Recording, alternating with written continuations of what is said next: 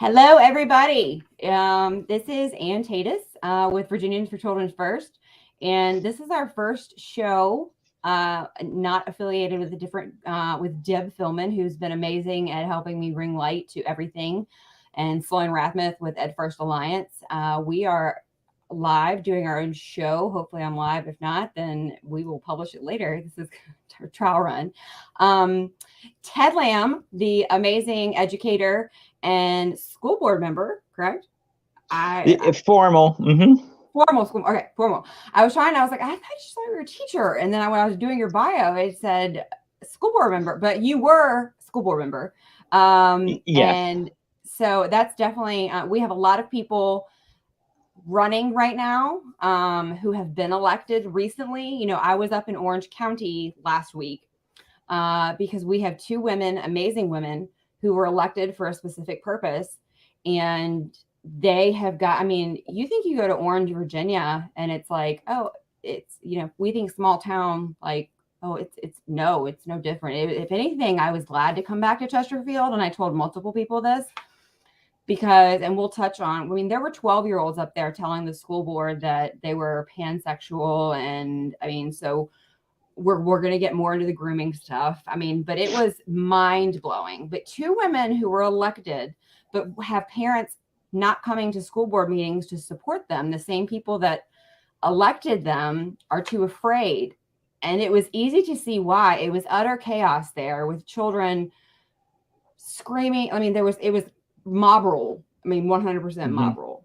And so I wanted to just jump in and what do you, I know I saw you at Summit and there were a lot of other amazing educators who came forward and were willing to talk about what's going on in the schools and what they have a problem with. And I just want your input of what you see in Portsmouth.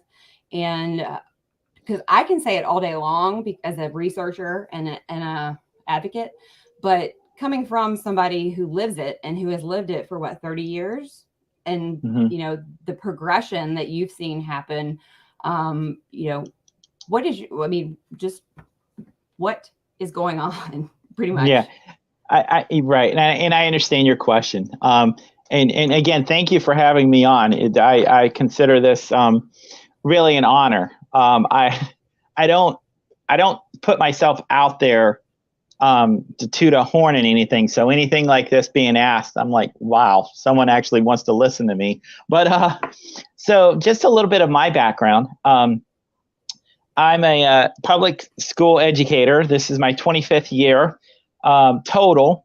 That's teaching on 3 continents. I taught English as a second language in Europe for a semester when I was at Oklahoma Christian University. And then I taught it for 4 years in Asia, in South Korea. I'm a history teacher. That was my undergraduate degree.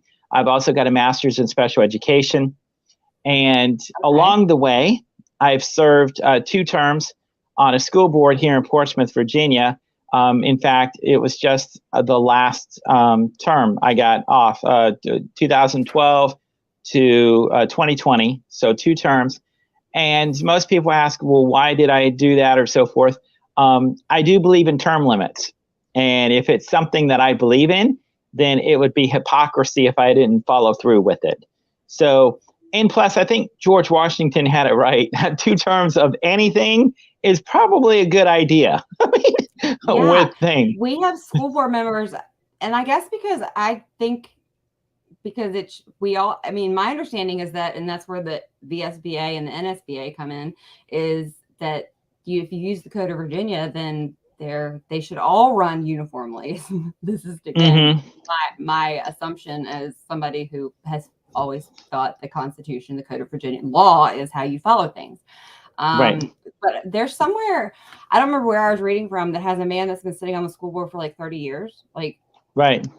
I'm like, yeah. So, you guys don't have term limits. You know, Chesterfield does. Right. So you have 2 4-year, and thank God, none of them are running again.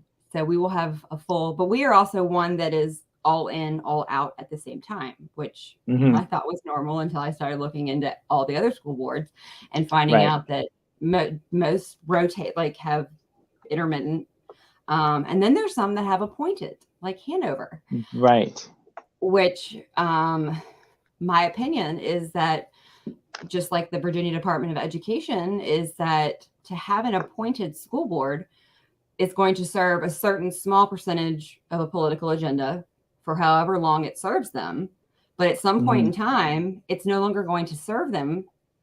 It's going to serve somebody else. And so that was interesting to me to find out that school boards are appointed. But so yeah, I applaud you. You're a principle-driven person, much like Stephen, I'm sad, and like Jeremy. I'm hoping that Jeremy jumps on, but that you follow your principles and your moral code. And, you know, like we talked about earlier, this is the hill that we will die on. And because, you know, I spoke in Orange in front of people running for Abigail Spanberger's. They're running in the primaries to get to run against her.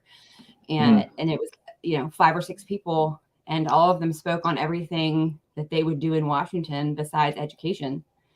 And the reason they asked me to come speak was so that I could let them know that you can't save anything right now without saving education, because these people, that's with what's going on in our schools right now, you can save what you want right now, but in 10 years, 20 years, these will be the people educating.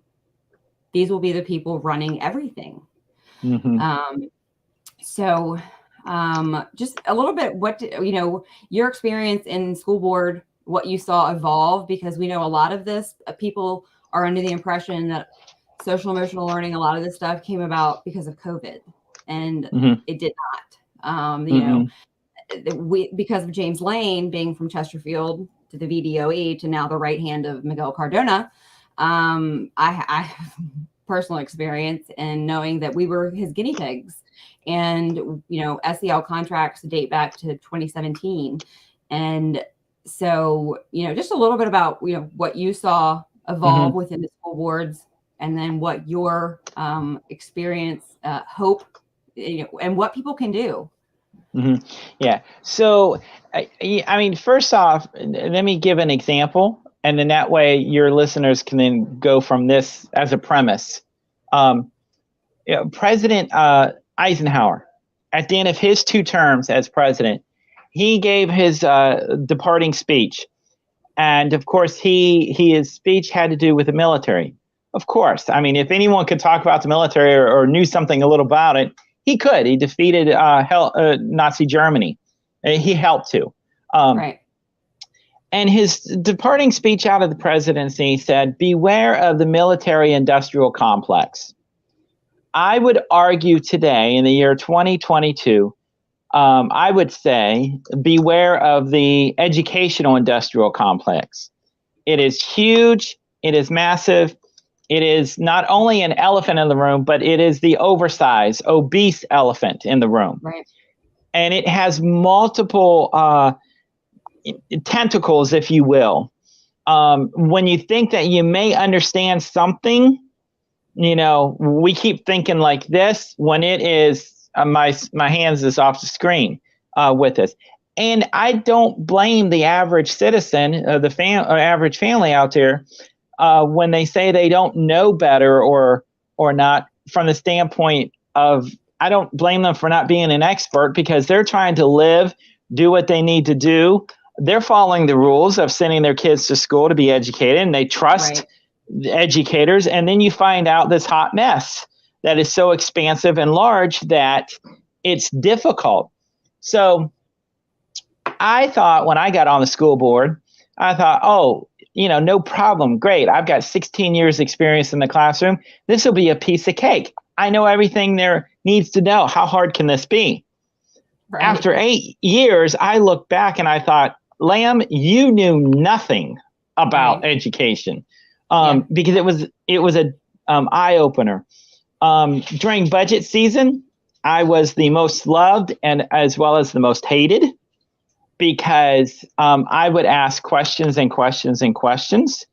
about the budget line by line, and they didn't like it. No. We had basically at that point we had what would that have been? That would have been 8 years, 16 budget votes.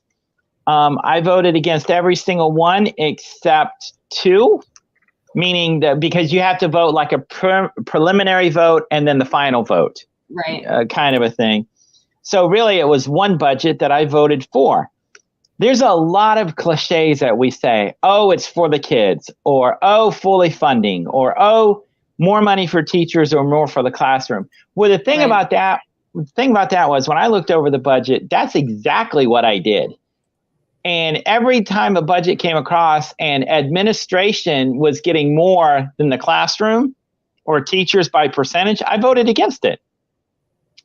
And they didn't like that. But unfortunately, that's the status of education. Education today is, I call it big business, call it its own money establishment, but it's not about that classroom.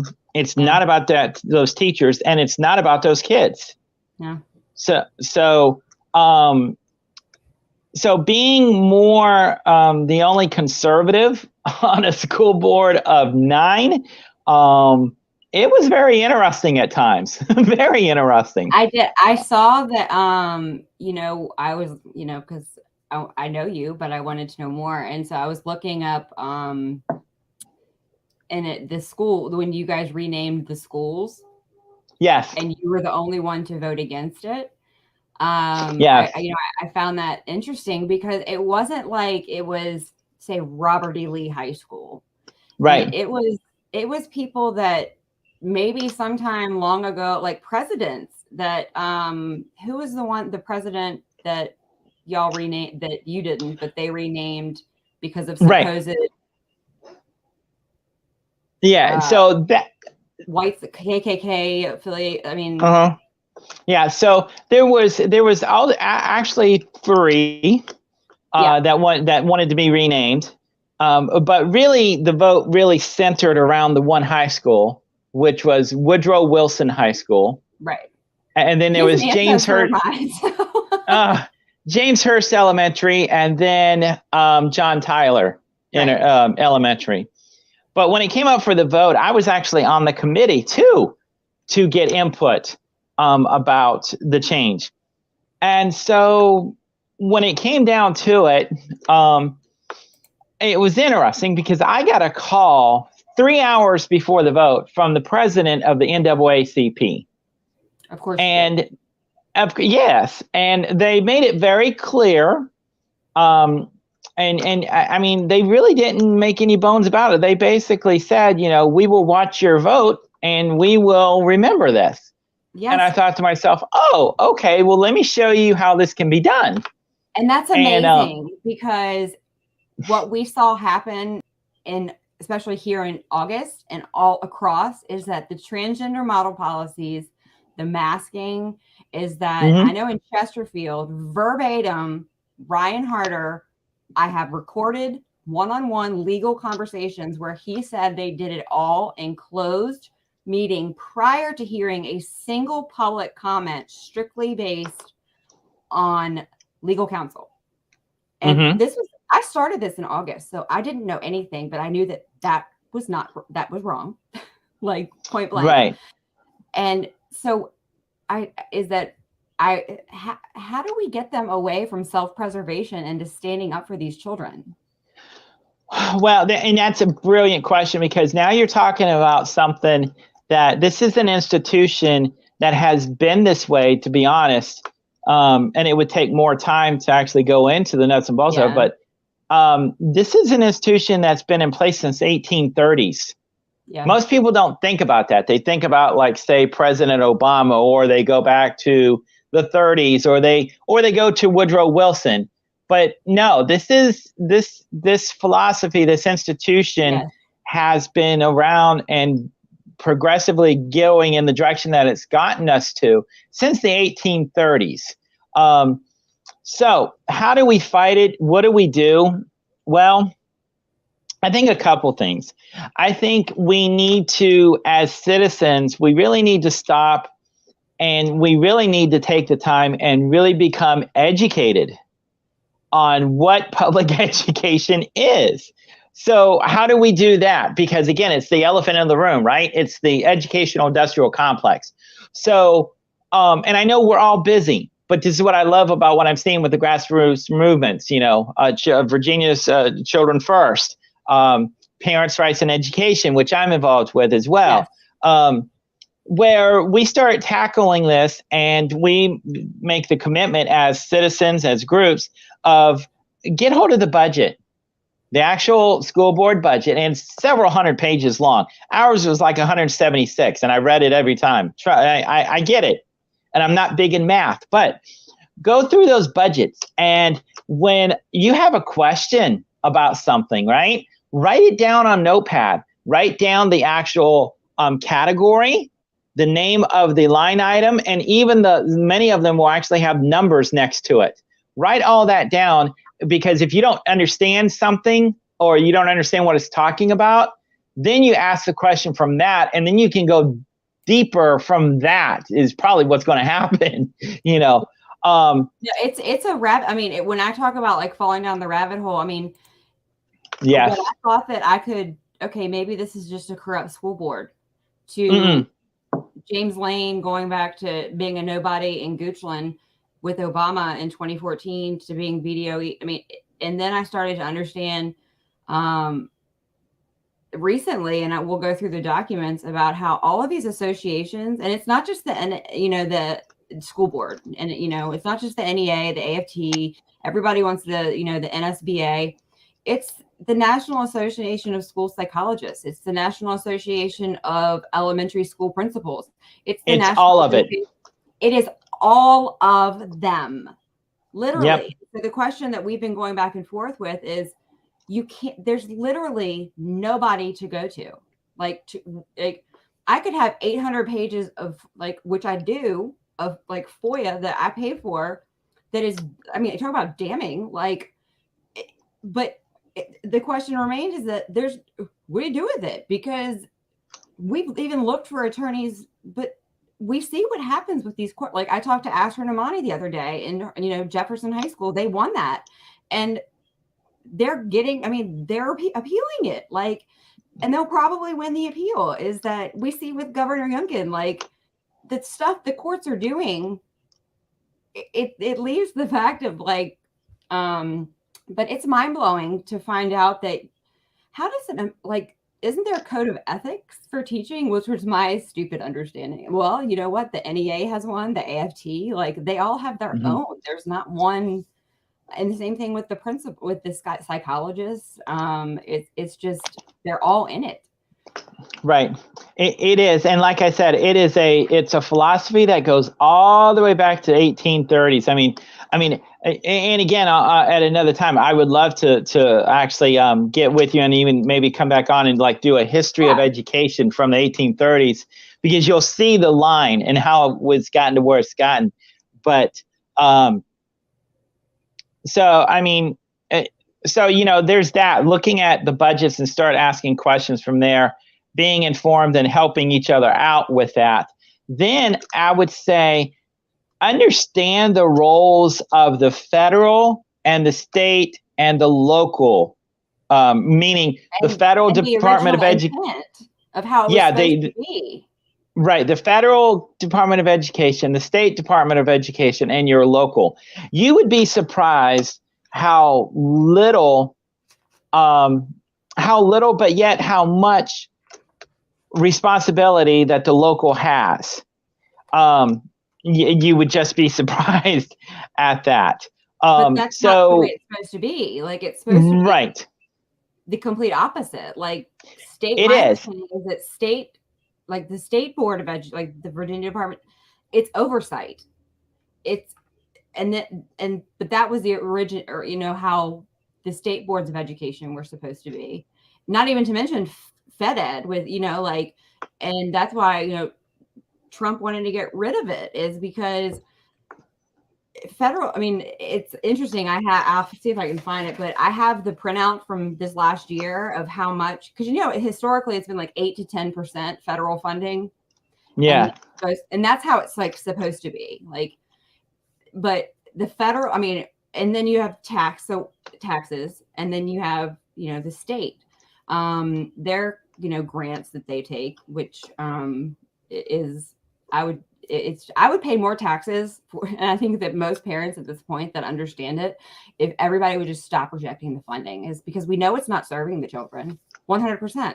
Like the ESSER ARP money, none of that was about recovery of learn of loss of living, or learning, not a single penny of it. And so it was a buy-off, like it was a buyout, like 100%. But the problem with funding too over the years is we have now spent trillions of dollars in education since the 1950s. And what have we gotten for it? The problem is we have invested so much and created more administrative positions than actually enhancing or making better education in the classroom. And when I say administrative positions, I'm talking about things like reading specialists, math specialists, and those are things that they sound good.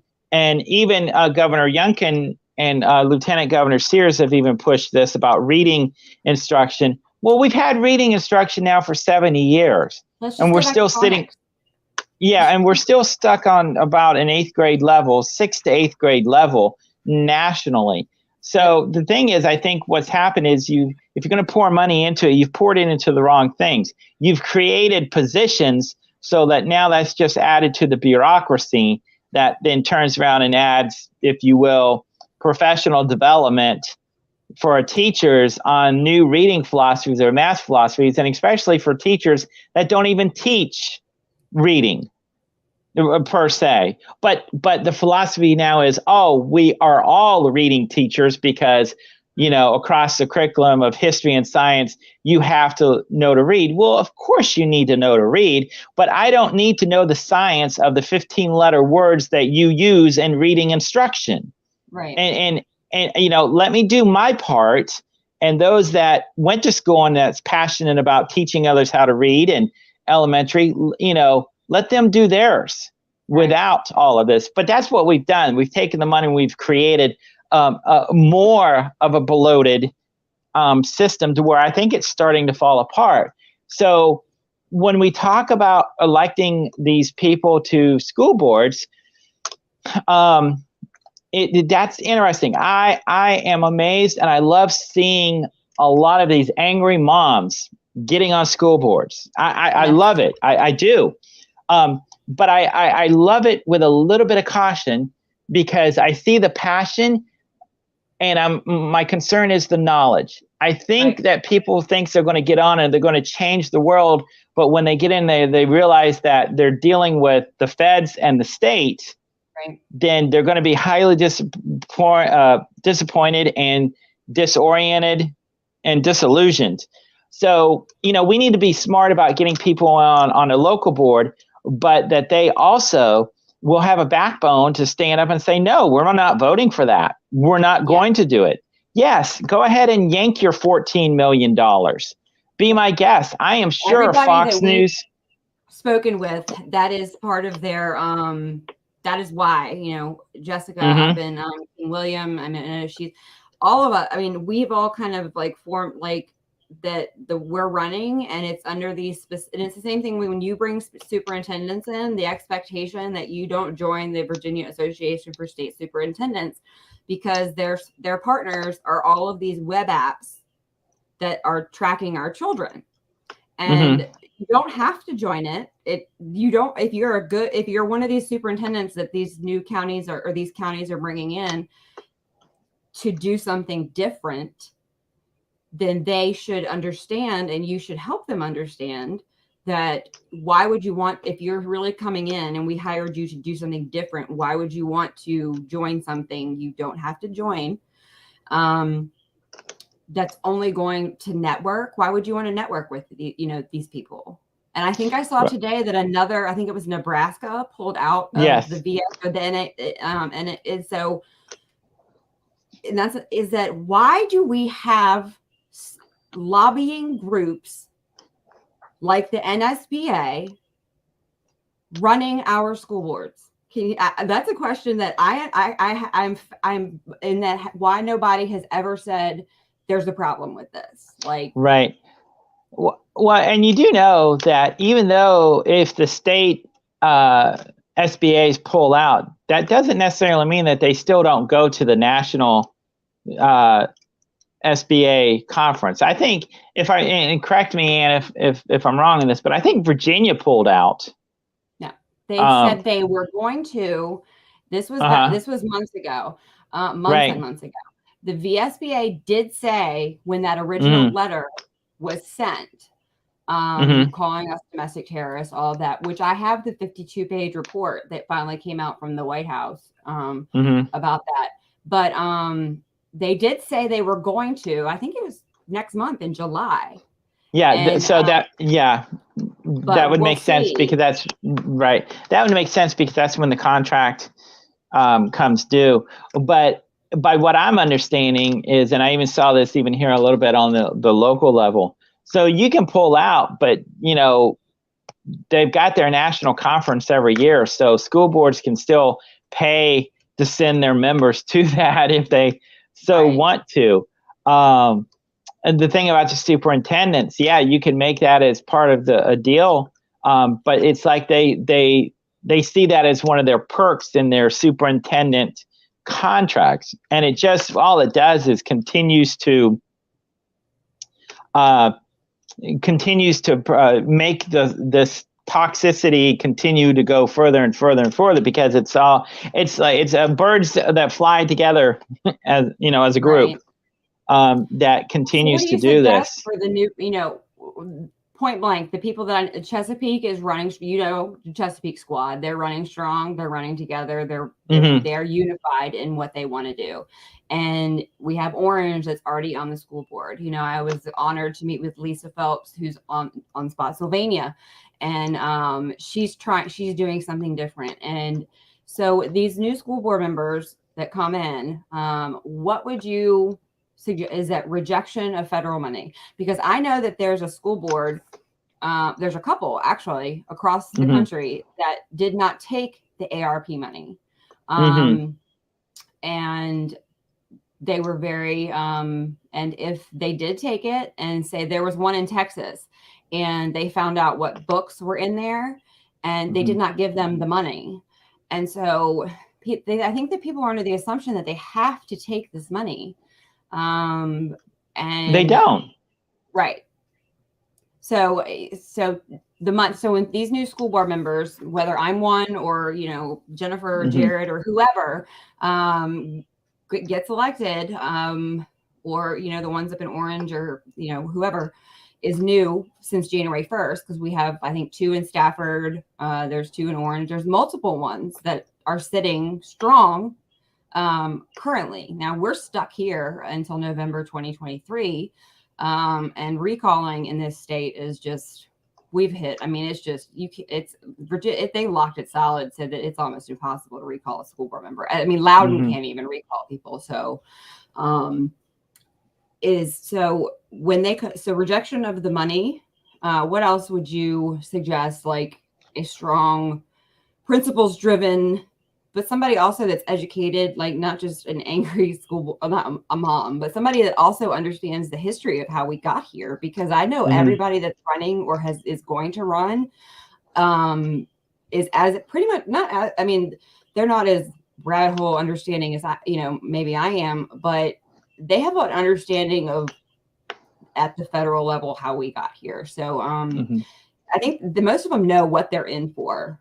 Is what advice would you give them besides not being in cahoots with your superintendent, which is what I'm finding all over this state also.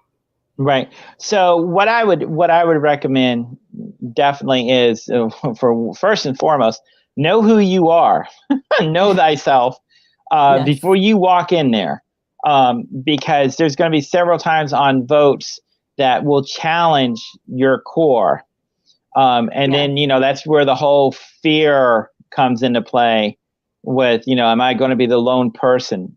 Right. Know yourself first and foremost. Secondly, if you come down to a vote of not taking federal or state money on something, be sure that you can clearly articulate your reasons why for not taking that. Because the other side is going to demonize and say, see, they're not for the kids. They just turned down $15 million. We need that desperately. But if you could turn around and say, yes, I voted against the $15 million because it was tied to things of gender identity or gender equity, and it was textbooks, and it was storybooks, or it was curriculum. And yes, I voted against that because you, the citizens of X, Y, and Z county, has voted, and you said you did not want that in your schools. So as long as you can articulate your rationale and reasons why, you'll be okay. Thirdly, I would say that there's probably going to be multiple times that many of them is going to come out, and they might only be the lone or the second no vote.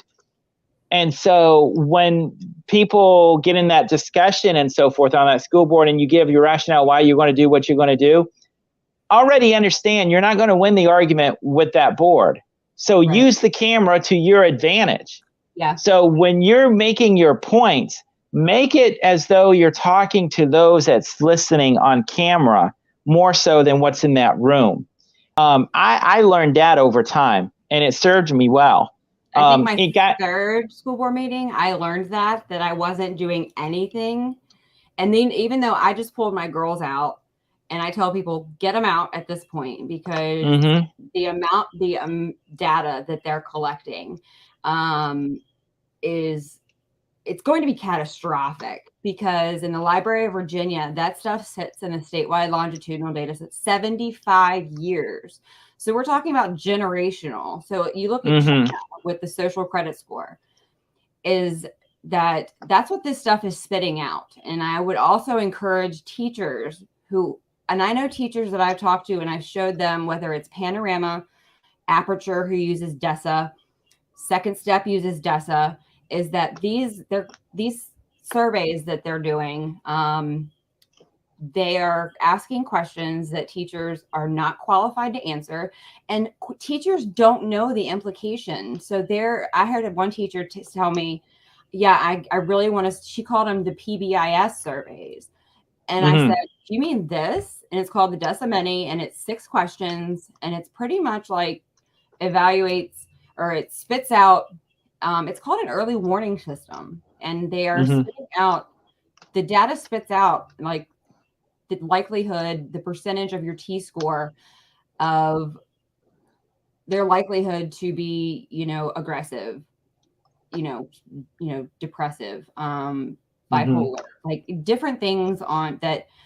One, teachers have no business filling these out, and 2, they don't know the implications. So whether you've had a bad day, or I showed her, I said, do you mean this? And she said, yes. And I said, do you know what this does? And then I showed her, and she was horrified, and she was able to admit how many times she had just gone and then sent it back, because there's not one county, and it's part of ESSA, is that these assessments have been listed, and they're psychological assessments, period. But so when I've had a lot of people come to me and say, hey, my son had 4.8 GPA, did not get into Virginia Tech, completely, and they automatically think it's because he's white or because of his race. And that could be, part of it.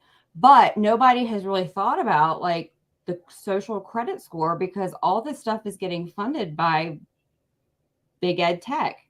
And so, you have Mark Zuckerberg who's advocating that EQ is more important than IQ, which is what the social credit score is, pretty much. And it sounds a lot like Chinese. Yeah, it's the Chinese credit score. Let me see if I can pull it up for you real quick. So, and that's another thing that because I know people that did not know what they were voting for on school boards and voted for this stuff because of the way it was presented to them and they did not understand at all what they, I spoke with our school board chair 4 weeks ago who had been voting on all this equity stuff based on what her perception as an accountant, what she thought equity was, say 5-6 years ago. She had never read 2017 70-page equity report from 2017. And she's the chair of our school board. Is that we have to stop expecting that these people have read what we've read or that know what we've know. No, I can attest to that. Your school boards, for the most part, they usually have not read their packet. And the reason why I know that is based upon the conversations that I would sit through. Right. Because my thought would be, well, if you had read it, you wouldn't have made that comment or asked that question, kind of thing. Unfortunately, what has happened is school boards now defer to that superintendent. And, they've given that up, that responsibility and role to the superintendent. So whatever the superintendent wants, by all means, you're going to get it. No, they've literally, like, board docs is like my obsession. Like, I have found out, I tell people, I don't even need to file a FOIA anymore. There's very little stuff that you actually need to file a FOIA for because, open government, which I talk to people about a lot recently because I found out that there's counties here that are telling citizens that they're not doing FOIAs anymore, only for media. That was Spotsylvania. Then you got Orange, who's trying to file FOIA between school board members and private citizens. It's like the check, open government, like the checkbook. There's things that the contracts, like procurement, like that. All of contracts that's part of. You shouldn't have to FOIA that. Like all of that should be available to you as a tax-paying citizen. Right. But I've come, I've discovered a lot, and it's amazing to me. But the expectation that you think that a school board knows everything that they should know to be voting on stuff. So just your experience, like you were talking about, of how that doesn't happen. No, and I'll give you an example. One of the budget sessions, there was, So during one of the budget sessions, we were voting on the final budget, and it got brought up. I didn't bring it up, but someone else brought it up. They brought up that, there were 98 questions asked, and 98 questions asked, and I knew how that breakdown was because I had asked 79 of those 98 questions. So out of the other 8 school board members, they had a total of 19 questions between them. So stop and think about that. 19 divided by 8, 2 and something versus I had 78 or 79 questions, to have asked. So that right there goes to tell you and show you that, there's there's so much that they just say, if the superintendent says jump, you're jumping. Yeah. You don't even ask how high, you just jump. But we have documents after documents where it's literally been, and this is just board docs, is that I know that there's specific, and if you don't know what board docs is, your county probably uses it, and this is the people watching, is to Google your county and type board docs at the end. And you should be able to pull that up. And we go back, we're archived back, I think, something like 15 years. And you can pull up the agenda, the minutes, here it's video of, but also what's really important, I think, for people to understand is to go to the business. Here it's the business meeting. It happens at 4:00 before the 6:30 school board meeting. Right. That's where these presentations that I've found that are where a lot of the stuff is done. But if you want to become familiar with what your school board has done, is to go into board docs, because then you can look at a policy, and at the bottom of a policy, it should have the dates it was amended. And what I do is I go back to that date, and it'll tell you in yellow here what's X'd out, what was added, and you can see the evolution of the addition of what a school board. And like I tell people, when people show you who they are, you listen. Yeah. But it has slowly been handed over to the superintendent. But my question is that if you are voting on the superintendent's recommendation, what does the superintendent have in place to make those recommendations? Because our flow chart still has us at the top. Right. He has zero communication with the community. Stakeholders, no, that's not us. That's the teachers, that's the unions. But ask the question, is that if you're going to give responsibility over to the superintendent, what policy, because the Code of Virginia says that they're supposed to have a formation of some kind of parental committee to have, but like I said, in your experience, is there communication between the superintendent? No, no, there's not. And in fact, I would argue and make the point that they will pay lip service to any Virginia code as is but they only do that, and they make sure though that they're they do the bare minimum, but just to make sure that they're what I call fiefdom, their fiefdom will remain intact. That's what that's about. So yeah, you might have a parent committee, but they still get to decide how many times they meet, who's on that committee. Superintendent may not even show up to it. The superintendent only answers to the school board, so doesn't even need to go out and speak to the public. I mean, it's all backwards. But then when you point out to them that this is what it says, and that's the other thing is, why? Who do you like? That's the thing is that I pointed out, like you're not supposed to have standing committees. They're supposed to, they every 2 years, but the equity committee here has been standing since 2017 and meets every month. But it's a temporary committee that was meant for one specific thing to form this equity policy. But yet, why are they still meeting every single month under the Code of Virginia? Because what they're doing is they're putting in place exactly what they're wanting to put in place, and it's a power grab, and it's an agenda to do and take us where they want to take us. So, Anne, you had said earlier something, and I'll piggyback off of it, and I'll endorse it and recommend it as a public school teacher. Pull your kids out. That's exactly where we are now. And I say that for a couple reasons. One, the environment is toxic, and it's not just here, it's everywhere. That's one. Two, if you're ever going to get them to listen, and I'm saying school boards, the state, and the federal government, if you're ever going to get them to listen, then pull those kids out and hurt them where it will hurt them, and that's in the funding.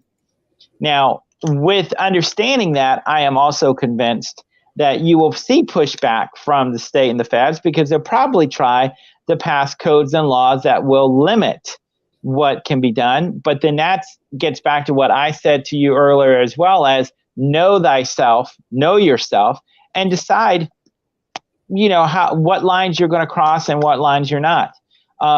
Being a public school teacher and a former school board member, we also homeschooled our 2 children from the beginning, K through 12. I saw what was happening 20 years ago, and I said, no, we're not doing this. So.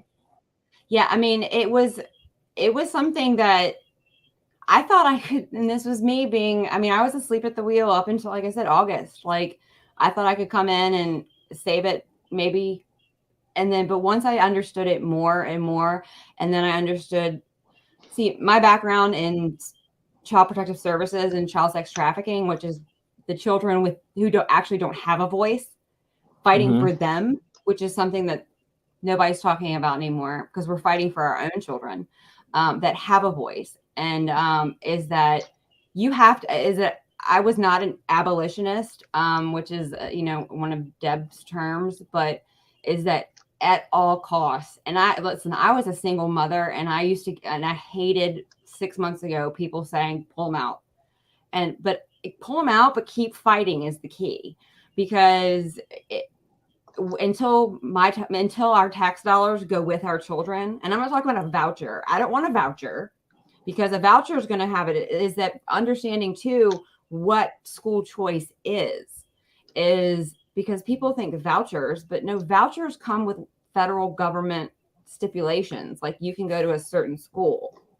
And Deb's another person that she's done many shows on, what the difference is between school choice. What does that actually mean? Because I think and this is because we come from a state that has had the same charter schools since charter schools started. We've had the same 7 or 8 because they've locked it down so hard that it's literally impossible. And so this is something I understood too, is that we want charter schools because we've never had them. So we don't know the pitfalls, we don't. So when Youngkin ran on charter school, all we wanted was a chance to do something different. We didn't understand what actually charter schools meant, or what the problems is. That it's the same public school, like funded stuff. And that, so when we say like vouchers, like we have to understand that, no, we don't want vouchers. We want like education savings accounts where the money follows the child, but I get to pick where they go. That's the difference between vouchers. Is I know people that in this past Senate that wanted vouchers, is that we have to tell them, because a lot of times we also think that politicians know what they're talking about.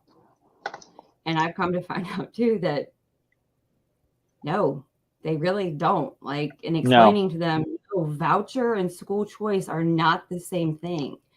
Voucher and education savings account are not the same thing. Like, when you get a voucher, it means you can go to a different school, but you can go to a Catholic school. Here's the Catholic schools, and there's a list of. So how is that? You're going to give me a list that I can go to? How is that going to? You think that they're not going to be tied together? But coming from a state, like I was explaining to her, you have to explain this to me, because we're from a state that has had the same 8 charter schools forever. So when it sounded really good when Youngkin was running on charter schools, because all we wanted was a choice, somewhere else to send our kids. But yeah, get them out. I mean, at all costs. And I used to hate it when people were like, just pull your kid. And I'd be like, if I hear that one more time. But at this point, I understand the gravity. And when y'all know me, and I would never say this without like full backing with intellect, like with fact, and what it's doing to your children. It is. I have a 12-year-old who hasn't been in this for years, and she's out. I have one getting ready to go into kindergarten who, by the grace of the Lord Jesus, will not have to do this. But I have a 12-year-old that thinks that she has generalized anxiety disorder and needs to go to therapy. And if I didn't know about social emotional learning and go through her Chromebook, parents, go through your kids' Chromebooks. Like, go through, it's time consuming.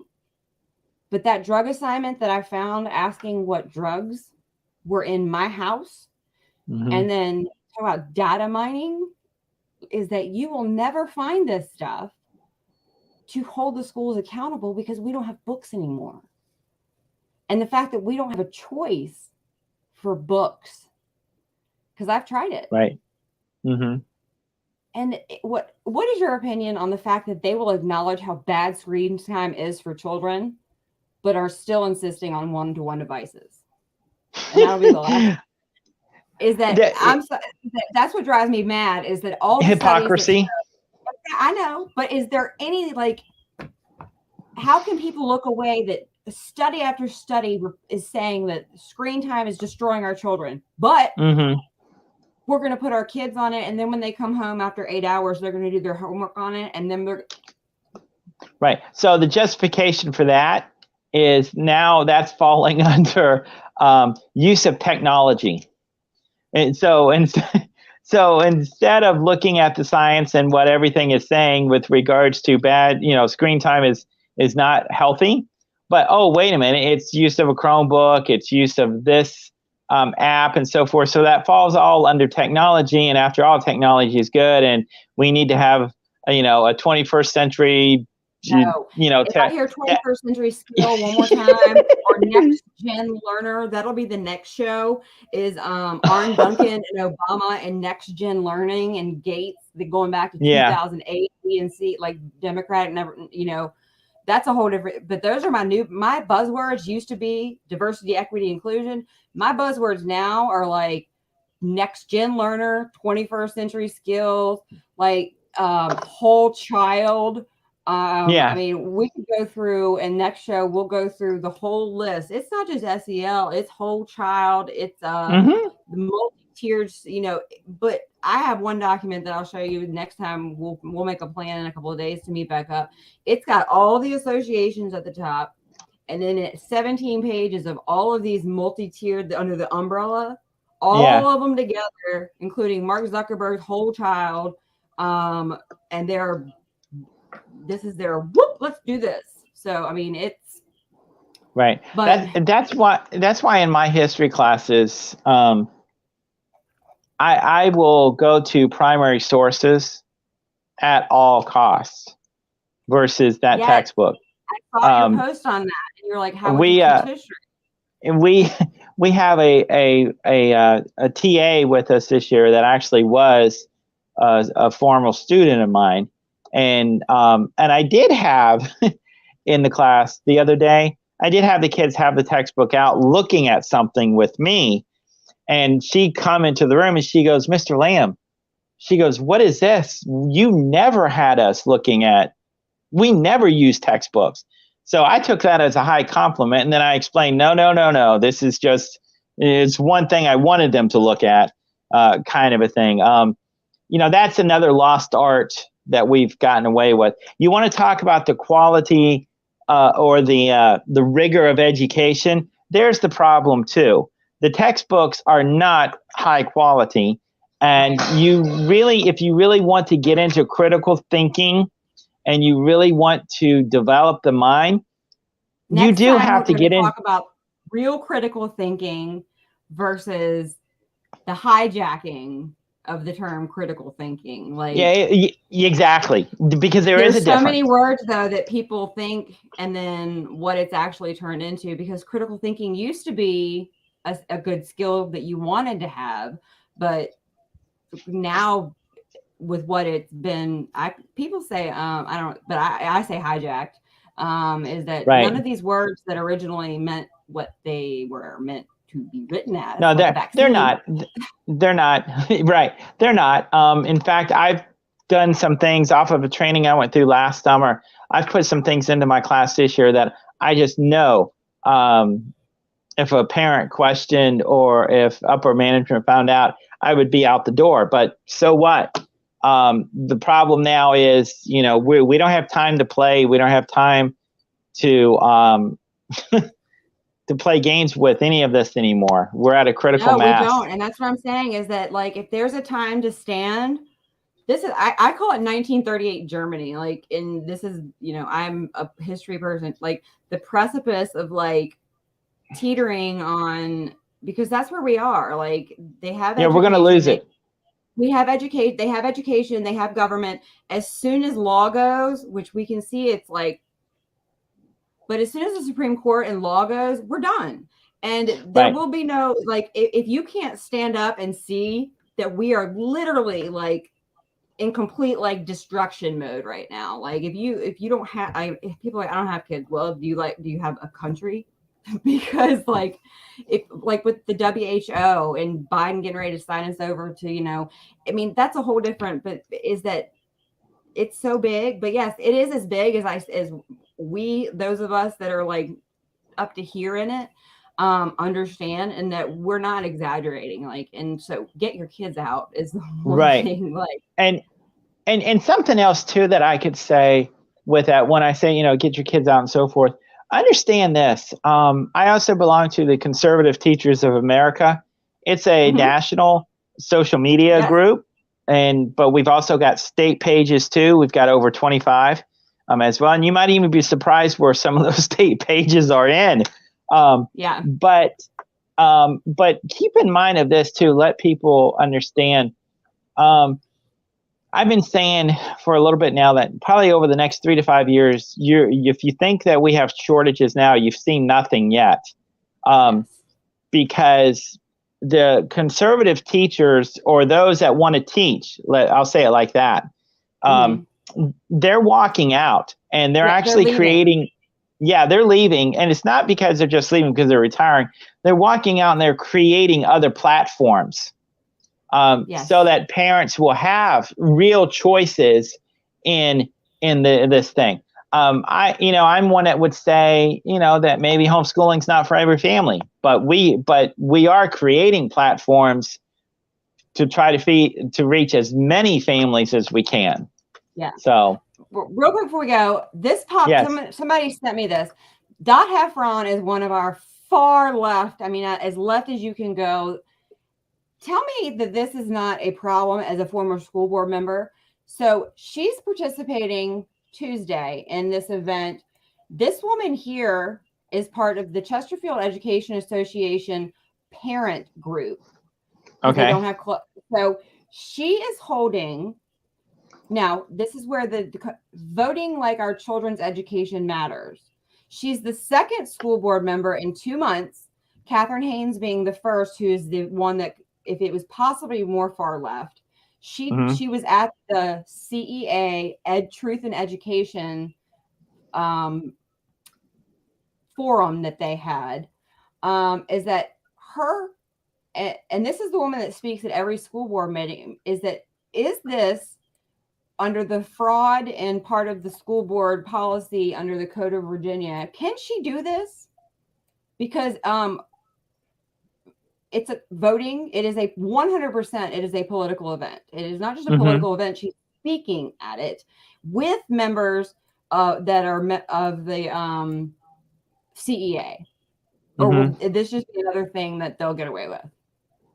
I think. I mean, that's an interesting question. I think that she can actually go to it and speak to it. Now, if she gets money, like a stipend or something from that based upon a certain amount, she has to claim that as well. In her, we signed them every year or so, a statement of economic interest kind of a thing as well. I mean, me personally, would I be involved in something like that? No, because if somebody on the right did this on a school board, what would happen? Right. Well, and we just don't think that way, because I'm looking at it, because I'm looking at this as that if I was to participate in something like this, then what I'm doing is I'm telling half the population that, I'm not really going to listen to you, and I'm definitely not going to vote, one way or the other. I mean, you do need to have an impartiality about this, even though if we know where people are, but you just don't do it like this. You just don't flaunt it in a way that makes. That's what we've come to, is that they absolutely, it is, I call it sociopathic narcissist gaslighting. Like it is, Yes. They are so arrogant at this point that they can do this and they don't care, because they know that there's nobody to answer to. There's literally nobody that's going to hold them accountable for this. Like, right. Which is why these teachers that's dropping out and pulling out, give us time. You're going to see platforms, and that's going to be holding them accountable. But this is the woman. This is my Clover Hill. This is where I live. So she's not running again. So when you talk about when I run Clover Hill District, I'm going to fix everything that she did. Is that this is my district representative. is this Mm-hmm. woman. And I'm not dropping a bomb because it's so far away, but I'm just saying that this here is that this is what has been this. And this is the woman who believes that allowing children in kindergarten in Chesterfield County to say that they are a different gender. She believes that's a-okay. Right. But the thing is that nobody has ever done any research outside of what James Lane and Atif Corney said. You can even look up WPATH, WPATH, but they are like the transgender, like adults. They have even made statements that no clinical, anybody in a school, much less with children, because of misidentification as gender dysphoria. They even mentioned body dysmorphic disorder. And not to mention that the brain has not finished growing. But none of these people stop. First of all, none of them are actually transgender. Nobody transgender has actually ever. So there's so many things that point to say that this is a political agenda, because even the transgender community says this is absolutely wrong. Is that why? What was that website again? I don't look. You can look up. It's WPATH, WPATH. Yeah. And they have an entire. It's like a 200-page statement, and a lot of it I don't agree with. But the overall summation of it all is that they do not agree, and that they believe 100% that assessing children in a school.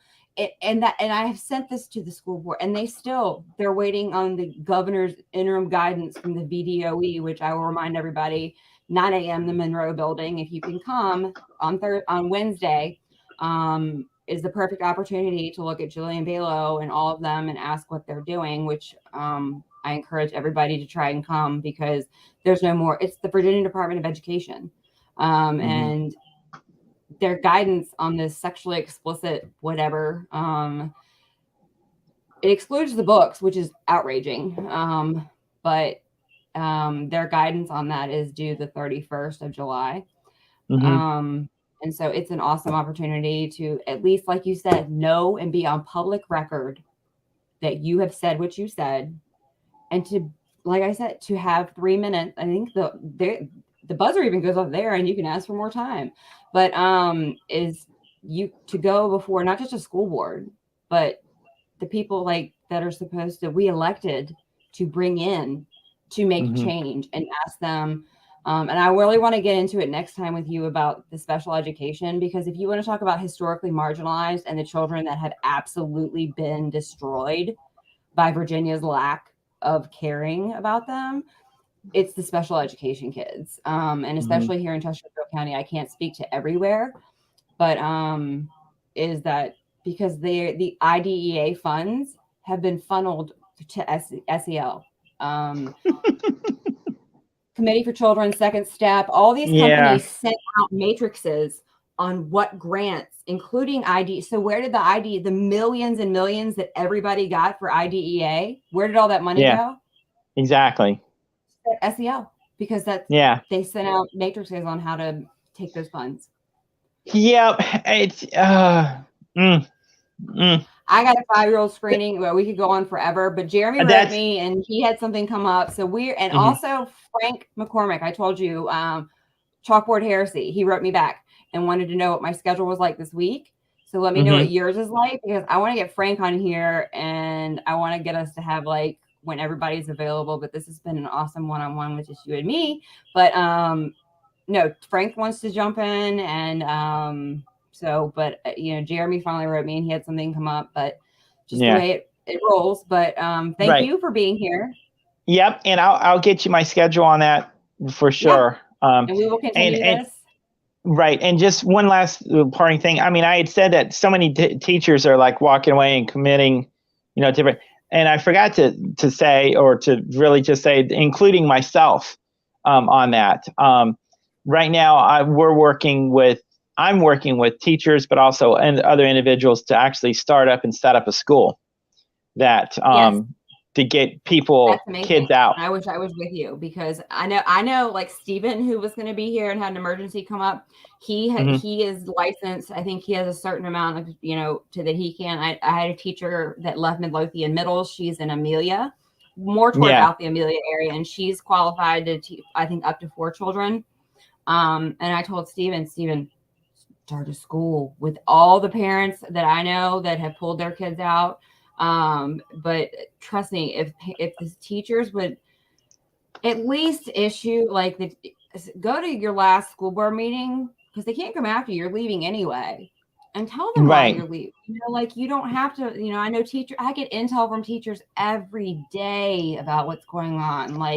And I get, but you saw that our original lineup was 3 males, and that's for a reason, is that retaliation is much, females, because it's a lot harder to retaliate against a male. I wish they would come up at me. I wish they would. That's what I said, is I'm like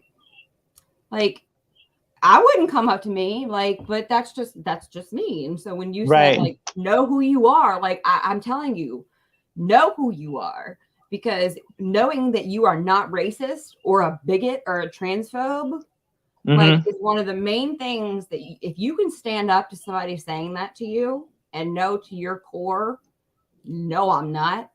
No, you have an advantage over that. You can stand, even if you don't know anything other than that, and you don't back down. That's all you need, is to know who you are, and to know, no, I'm not. Right. Even if you don't know the foundation, what equity actually is, even if as long as you know I am not racist, and because I say I'm not racist doesn't make me more racist. Exactly. Right. And because I don't have implicit bias, and because I don't admit that, doesn't mean I'm more biased. Right. And I love it too, because and that's why I laugh at how so much of that stuff anyway, because I have students, and most of my kids over the years have been Black students. And it's so interesting, because we do a lot of cool things in history class. They come back and they tell me, you were such a great history teacher, Mr. Lamb. And I've even had some now that's adults that comes back and says, you know what, you and a couple other teachers actually cared more for me than my own community. So when I hear that stuff, I just laugh anymore, because the man who made me love math was my 7th grade Mr. Anderson at Midlothian Middle School, and he wore silk slacks, and he had on his fly looking shoes, and I hated him. He made me, and I was a math geek ever after that.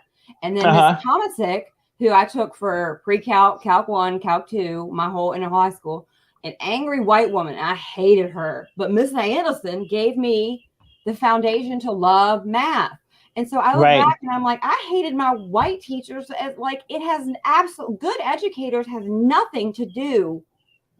And until educators can start saying that, I don't know what to do, because I did not look at the color of my skin. And I went to a high school I graduated with 2 black people. And the fact that I have to acknowledge color now makes my skin crawl.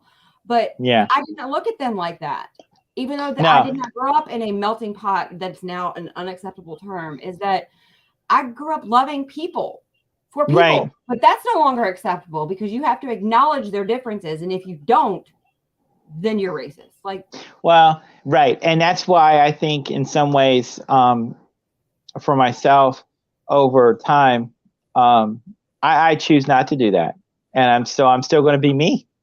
Yes. And, and I think that's what really people are really looking for. They're just looking for others that's willing to speak, but it's actually genuine. And notice what I'm saying. I even had someone last night even tell me this, said, oh, I follow your posts on Facebook, and I don't agree all the time, but I love it. I agree with most of the time. And that's what people's looking for. Yeah, I think that's what people is looking for. Right. They're just looking for genuine. And, oh, by the way, I don't agree with you. Can we have a conversation without it turning into a shouting match? I had a woman who completely disagrees with, how I feel about Glenn Youngkin at the moment.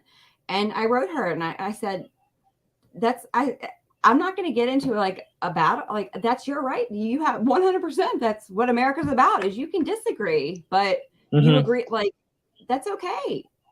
I'm not going to attack you because you don't agree with me. Like, that's your right. Is you don't have to agree with me. You know, Right, like, exactly. I'm not here to be Lord and Master of I know everything. Like, and if you don't agree, and we can have a conversation about possibly why, if it's something bigger than Glenn Youngkin, because I'm not even getting into that. But if it's something like, then let's have the conversation, because I think that if a lot of people could admit that I'm not always right, there's probably a lot of this that I'm missing. But I don't think I've offered to come to the table with people on the other side so many times with a genuine heart to try to understand each other, to save these children. Nobody's ever once wanted to sit down with me to help save these kids, even our school board. So if you cared, you would sit down until we got up from this table and figured out how to fix it for all the kids, not one group, not one the other. Right. Well, they don't want to fix it because this is exactly how they have fixed it. That's what it is. So, but I'll look forward to hearing from you, and I'll check my schedule and then get back with you on that too. All right. Thank you, Ted. All right. Bye. Bye.